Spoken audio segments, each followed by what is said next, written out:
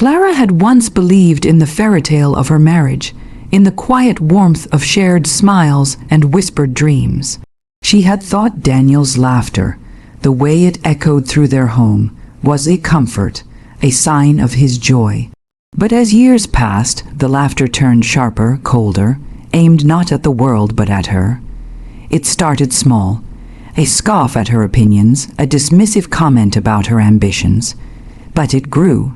She felt herself shrinking under his gaze, the vibrancy of her own voice fading. The final straw came in a place that should have been sacred, the courtroom. The sterile walls smelled faintly of paper and ink, the hum of fluorescent lights above casting a harsh glow. Clara sat stiffly, her hands folded over a stack of carefully prepared documents. Every detail of her life, every small truth she had clung to, was laid bare on those pages. Daniel, in contrast, lounged across from her, perfectly composed, his smug grin a blade she felt slicing across her confidence. "Really, Clara?" he said, his tone dripping with mockery as he addressed the judge. "I don't see how any of this is relevant. Are we to believe she actually understands the finances here?" His laugh, light, casual, cruel, rang out, bouncing off the walls like a taunt. The judge's pen hovered, eyebrows knitting, but neither rebuke nor correction came. Clara's cheeks burned, a mix of shame and fury, while Daniel leaned back, savoring every second of her discomfort. She wanted to cry. She wanted to shrink into herself, disappear into the wooden floor beneath her. But more than that, she wanted to explode, to scream at him for every cruel word, every belittling glance, every private joke he had ever made at her expense. Yet she stayed silent, forcing her hands to remain steady, her heart hammering behind her ribcage like a trapped bird. It wasn't just the court. It was the betrayal, the slow erosion of trust she had never anticipated. Daniel had been the person she confided in, the one who promised protection, loyalty, love. And yet here he was, publicly dismantling her dignity with a precision that was both calculated and infuriating. Clara realized, in that sharp, gut-wrenching moment, that the man she had married was not the one she thought she knew. He was a predator in polished shoes, and she had been walking barefoot through his trap. As the session dragged on, Clara's mind sharpened. Beneath the sting of humiliation, beneath the tears she refused to shed, a seed of determination took root. She would not allow herself to be erased, mocked, or underestimated any longer. Daniel's laughter, once unbearable, now fueled her resolve. She would rise, she would fight, and when the moment came, he would understand Mockery could be repaid in ways far more devastating than words. By the time the court adjourned for recess, Clara walked out with her head high, her heart a furnace of restrained fury. The betrayal had cut deep, but it had also awakened something ferocious inside her. This was only the beginning. The days after the courtroom humiliation were the loneliest Clara had ever known. At home, the silence between her and Daniel was heavier than any argument. He pretended nothing had happened, as though his laughter in court had been nothing more than a fleeting joke. But Clara felt the weight of every cruel word he had thrown at her, every smirk, every subtle gesture of derision. It pressed on her chest, sharp and suffocating, yet beneath the ache of betrayal, a strange clarity settled over her. She began to see Daniel not as the man she had loved, but as a weakness waiting to be exploited. He had underestimated her, not for the first time, but perhaps the last. Every careless glance, every dismissive comment, every condescending chuckle became ammunition in her mind. Where once there had been love, now there was strategy, and strategy demanded patience. Clara retreated from the social circles where Daniel thrived, spending hours in the quiet of their study, poring over documents, emails, and receipts she had once ignored. She made careful notes, noting patterns in his behavior, cataloging his lies and recording the subtle ways he had belittled her over the years. She discovered details he had assumed she hadn't noticed: financial missteps, deceitful communications, even subtle threats hidden in casual messages. Each discovery fueled her determination. Friends who tried to comfort her found her distant, almost cold, but in her mind she was sharpening her armor. She began to train herself in the art of patience, learning how to listen without responding, to watch without revealing her awareness. Daniel's arrogance became her ally.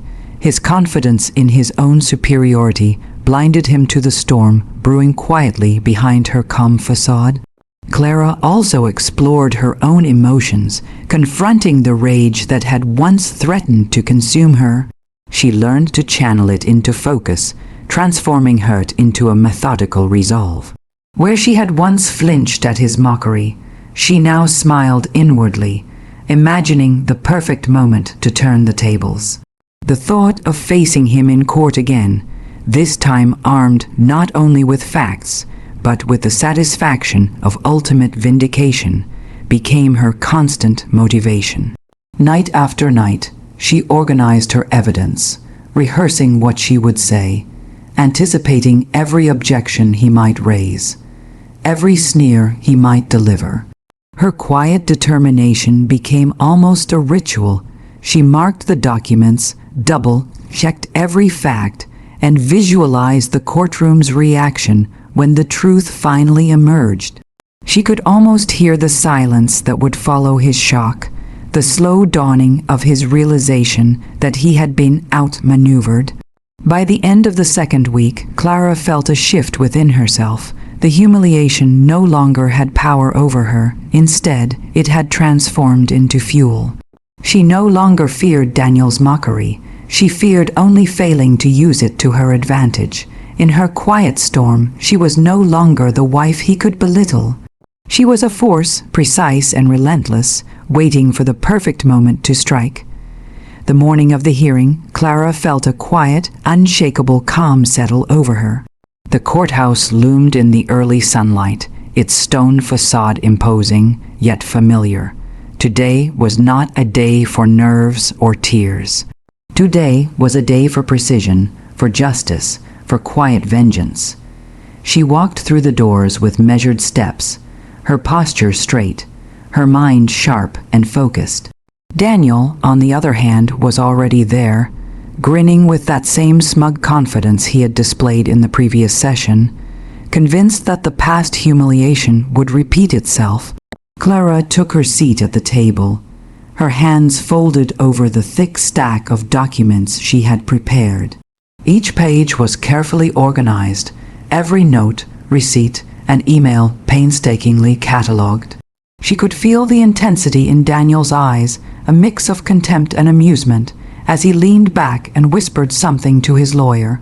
His smirk was infuriating, yet it had become predictable, a predictable arrogance she intended to exploit. The judge entered, nodding briefly as the session began. Daniel wasted no time. He began with his usual condescension, a litany of mockery and dismissive gestures. "Your Honor, I find it hard to take any of her claims seriously," he said, voice smooth and confident. "Frankly, I'm not sure she even understands the documents she submitted." His laugh, light and casual, filled the courtroom. Clara's stomach tightened, not with fear, but with anticipation. She waited, letting him finish, her expression calm and composed. When the judge finally turned to her, she met the gaze steadily. "Your Honor," she said, her voice clear, unwavering, "if you would, please check page 4 of the documents I submitted." For a moment, the courtroom seemed to hold its breath. Daniel's smirk faltered slightly, but he quickly recovered, assuming it was a minor detail, inconsequential to the case. The judge began flipping through the pages, and Clara allowed herself a small, controlled smile as she observed the subtle shift in Daniel's demeanor. His arrogance was cracking. Page 4 was the turning point. There, meticulously documented, were undeniable proofs of Daniel's mockery, deception, and manipulation. emails he had sent belittling her, financial records he had falsified, and even a short transcript from a previous court hearing where he had laughed at her expense. The evidence was precise, damning, and utterly irrefutable. The judge's lips curved into a suppressed smile, and a quiet chuckle escaped. The tension in the room shifted palpably.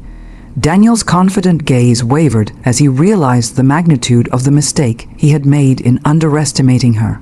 Clara remained composed, watching as his smugness melted into shock and disbelief. This was the moment she had envisioned countless nights before. The courtroom had transformed from a chamber of humiliation into a stage of vindication. Every sneer Daniel had delivered, every cruel laugh, was now reflected back upon him, magnified by the calm intelligence and meticulous preparation of the woman he had so carelessly mocked. As the judge began to address the evidence, Clara felt a wave of quiet satisfaction wash over her. She had endured, observed, and prepared. And now, finally, the world could see the truth. Daniel's mockery had become his undoing. The courtroom was silent, the tension so thick it seemed to press against the walls.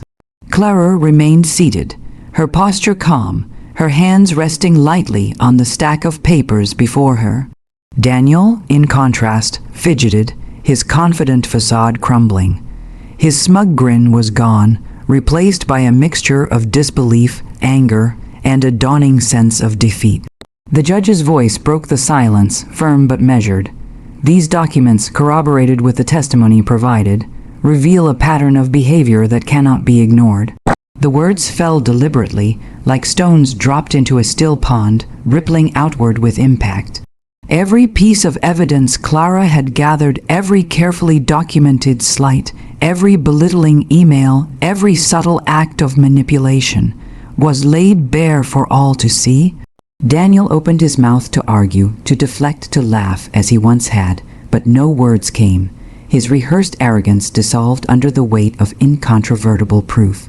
Clara's meticulous preparation had stripped him of the shield he had always relied upon, his own charm and confidence. He had underestimated her, and that miscalculation had become his undoing. Clara felt a quiet surge of triumph, tempered with relief. She did not gloat, nor did she revel in his humiliation.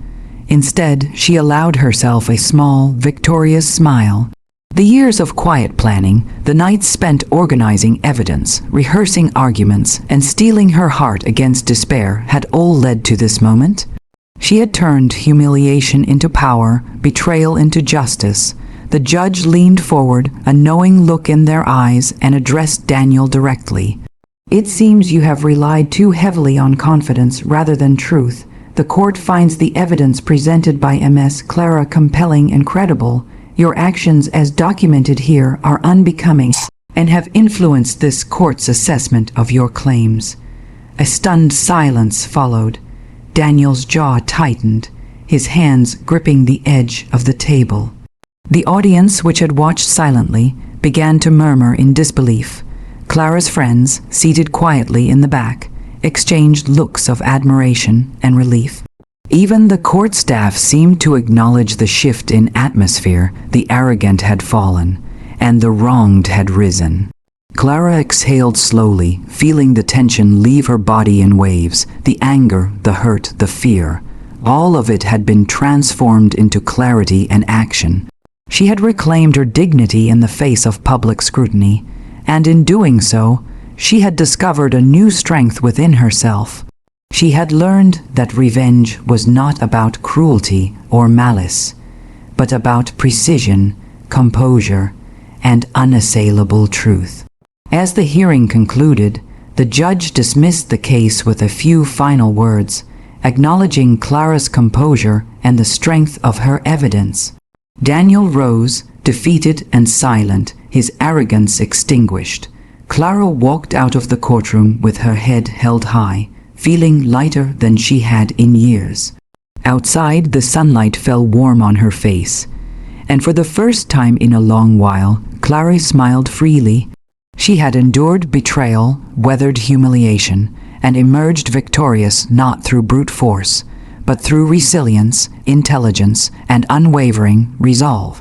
The sweet justice she had sought was not only served in the courtroom, but within herself. She was no longer the woman who had been mocked. She was the woman who had conquered quietly, brilliantly, and forever.